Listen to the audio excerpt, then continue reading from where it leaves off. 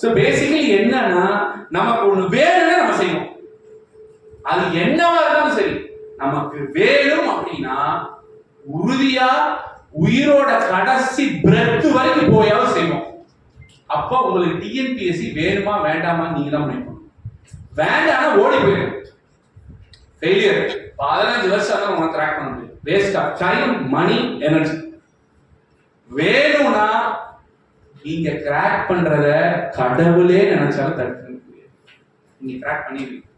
ஏன்னா வேணும் வேணும் வேணும் வேணுங்கிற அந்த வேட்கை, அந்த ஆசை, அந்த ட்ரீம், அந்த இது எல்லாம் சேர்ந்து உங்களுக்கு தூக்கமாவது, பசியாவது, அதுவாது இதுவாது ஓடும். பேய் பிடிச்சாலும் ஓடும். நினைப்பாங்க எனக்கு பேய் தான் பிடிச்சிருக்கு போல. அந்த மாதிரி எனக்கு ரொம்ப பிடிச்சது. இது ஒரு மிகப்பெரிய ஆப்பர்ச்சுனிட்டியை நான் பார்த்தேன். கோயம்புத்தூர் ரெப்ரசென்ட் பண்றதுக்கு இப்படி ஒரு ஆப்பர்ச்சுனிட்டி எனக்கு பார்ட்டியில பண்ணி கொடுத்துருக்காங்க, எஸ்பிஎல் கொடுத்துருக்காங்கன்னு.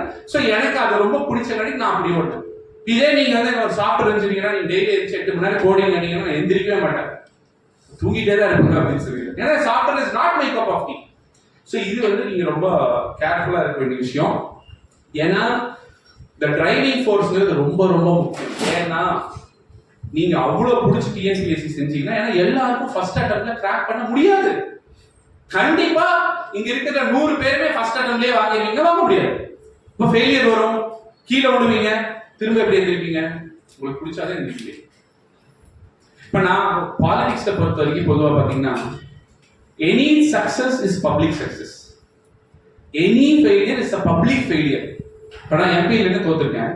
நான் தோத்தேங்கிறது இந்த நாட்டுக்கே தெரியும். நான் ஜெயிச்சாலும் நான் ஜெயிச்சேங்கிறது இந்த நாட்டுக்கே தெரியும்.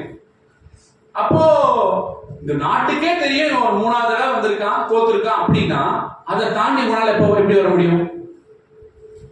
அது அவ்வளவு பிடிச்சிருந்தாலும் உங்களால வர முடியும். 10:30 மணிக்கு எனக்கு தெரிஞ்சிருச்சு, காலையில 10 மணிக்கு தெரிஞ்சிருச்சு அவுட்டு அப்படின்னு. ஒய்ஃபுக்கு ஃபோன் பண்ணி அவுட்டு, அம்மாவுக்கு ஃபோன் பண்ணி சொல்லு. அப்புறம் சரி 2வது தடவை வருமா பார்த்தா 10:30 மணிக்கு தெரிஞ்சிச்சு. அது இல்லைன்னு 10:31 I made up my mind. அதுக்கப்புறம் அடுத்து என்னன்னு எனக்கு it took only a split second because I love what I do.